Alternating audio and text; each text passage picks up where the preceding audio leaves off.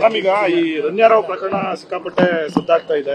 ಸರ್ಕಾರದ ಪ್ರಭಾವಿ ಇಬ್ಬರು ಸಚಿವರು ಭಾಗಿಯಾಗಿದ್ದಾರೆ ಅಂತ ನಿಮ್ಮ ವಿಪಕ್ಷದ ನಾಯಕರು ಆರೋಪ ಮಾಡಿದ್ದಾರೆ.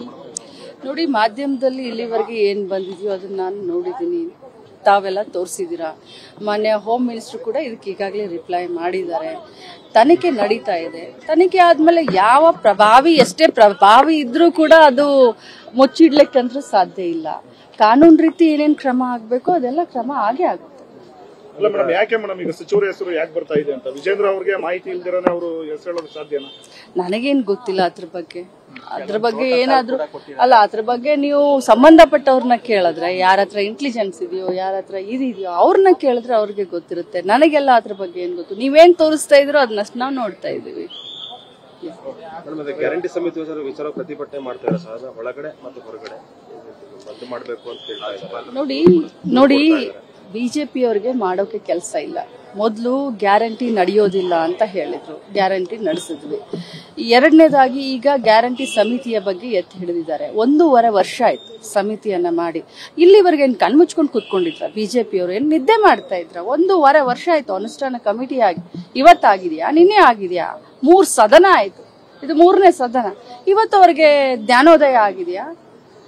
ಸುಮ್ನೆ ಒಂದು ಪೆಳ್ಳೆ ನವ ಬೇಕು. ರಾಜ್ಯದಲ್ಲಿ ಅನೇಕ ಸಮಸ್ಯೆಗಳ ಬಗ್ಗೆ ಚರ್ಚೆ ಆಗ್ಬೇಕಾಗಿದೆ. ಬಜೆಟ್ ಮೇಲೆ ಚರ್ಚೆ ಆಗ್ಬೇಕಾಗಿದೆ. ರಾಜ್ಯಪಾಲರ ಭಾಷಣದ ಮೇಲೆ ಚರ್ಚೆ ಆಗ್ಬೇಕಾಗಿದೆ.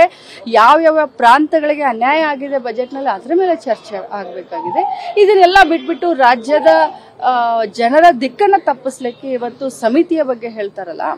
ಮಹಾರಾಷ್ಟ್ರದಲ್ಲಿ ಗ್ಯಾರಂಟಿಗಳನ್ನ ಘೋಷಣೆ ಮಾಡಿದ್ರು, ಲಾಡ್ಲಿ ಬೆಹನಾ ಅಂತ. ಲಾಡ್ಲಿ ಬೆಹನಾ ಇಲೆಕ್ಷನ್ಕಿನ್ನ ಮುಂಚೆ 2 ಕಂತನ್ನ ಹಾಕಿದ್ರು, 42,100 ರೂಪಾಯಿನ, 2,100 ರೂಪಾಯಲ್ಲಿ. ಈಗ ಬಂದ್ ಮಾಡ್ಬಿಟ್ಟಿದ್ದಾರೆ. ಲಾಡ್ಲಿ ಬೆಹನಾ ದುಡ್ಡನ್ನ ಕೊಟ್ಟಿಲ್ಲ ಎಲೆಕ್ಷನ್ ಆದ್ಮೇಲೆ. ನೀವು ಕೇಳಬಹುದು. ಅದ್ರ ಜೊತೆಯಲ್ಲಿ ಮಹಾರಾಷ್ಟ್ರ ಮಂತ್ರಿಗಳು 4 ಜನ RSS ಕಾರ್ಯಕರ್ತರನ್ನ ಆಸ್ ಅ ಪಿ ಅಂತ ತಗೊಂಡಿದ್ದಾರೆ. ಅವ್ರಿಗೇನ್ ಬಿಜೆಪಿ ಪಗಾರ ಕೊಡ್ತಾ ಇದೆಯಾ, ಪೇಮೆಂಟ್ ಮಾಡ್ತಾ ಇದೆಯಾ? ಅದು ಮಹಾರಾಷ್ಟ್ರ ಸರ್ಕಾರ ಪೇಮೆಂಟ್ ಮಾಡ್ತಾ ಇದೆಯಾ? KS ಆಫೀಸರ್ಗಳು ಪೇಮೆಂಟ್ ತಗೊಳ್ಳೋದನ್ನ ಅವ್ರು ತಗೊಳ್ತಾ ಇದ್ದಾರೆ. 4 ಜನ PAಗಳು RSS ಕಾರ್ಯಕರ್ತರು. ಎಲ್ಲಿ ಅವ್ರ ಸರ್ಕಾರ ಇದೆಯೋ ಅಲ್ಲಿ ಕೆಲಸ ಮಾಡಿದ್ರೆ ಅವ್ರಿಗೆ ಚೆನ್ನಾಗ್ ಕಾಣುತ್ತೆ. ಎಲ್ಲಿ ನಮ್ಮ ಸರ್ಕಾರ ಇದೆಯೋ, ಕಾಂಗ್ರೆಸ್ ಸರ್ಕಾರ ಇದೆಯೋ, ಅಲ್ಲಿ ಇವ್ರಿಗೆ ಕೆಟ್ಟ ಅನ್ಸುತ್ತೆ. ಮೊಸರಲ್ಲಿ ಕಲ್ಲನ್ನು ಹುಡುಕುವಂತ ಕೆಲಸ ಮಾಡ್ತಾ ಇದ್ದಾರೆ. ಮೇಡಮ್, ಬೆಳಗಾವಿ ಗಡಿ ಭಾಗಗಳಲ್ಲಿ ಪಹಣಿಯಲ್ಲಿ ಮರಾಠಿ ಕೈಬರಹ ಇರುವಂತಹ ಪಹಣಿಗಳನ್ನ ಮಾನ್ಯ ಮಾಡಲಾಗ್ತದೆ ಅಂತ. ಇದು ಹೇಗೆ ಮೇಡಮ್? ಅಂದ್ರೆ ಮರಾಠಿ ಪ್ರೇಮ ಅಂತ ಅಥವಾ ಹೇಗೆ ಇದನ್ನ ಯಾವ ರೀತಿ ಮಾನ್ಯ? ನೋಡಿ, ಅದ್ರ ಬಗ್ಗೆ ನನ್ ಗಮನಕ್ಕೆ ಇಲ್ಲ ಮರಾಠಿ ಪಹಣಿಯನ್ನ. ಯಾಕಂದ್ರೆ ಇಲ್ಲಿಯವರೆಗೆ ಕನ್ನಡದಲ್ಲಿನೇ ಪಹಣಿಯನ್ನ ಕೊಡ್ತಾ ಇದ್ರು, ಅದು ನನಗೆ ಗೊತ್ತು.